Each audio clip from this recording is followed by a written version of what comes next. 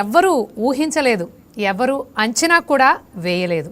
ఒక్క axis my India exit poll తప్ప.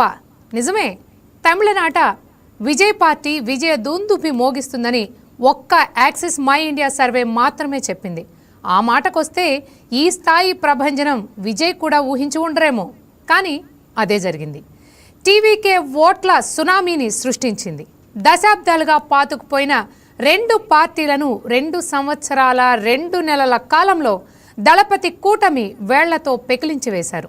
తమిళనాడులో సింగిల్ లార్జెస్ట్ పార్టీగా టీవీకే పార్టీ అవతరించింది. నిజం చెప్పాలంటే తమిళనాడులో డిఎంకే, అన్నా డిఎంకేలు వేరు, టీవీకే వేరు.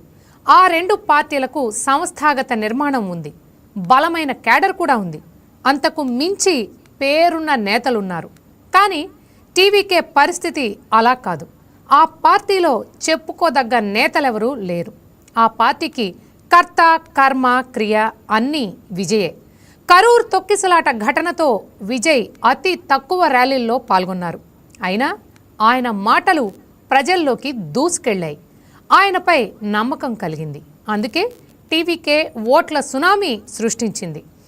దళపతి తమిళ అధిపతి కావడం ఖాయమైంది. కాకపోతే మెజారిటీ మార్కుకు కొద్ది దూరంలో నిలిచిపోవడమే అసలు ట్విస్ట్.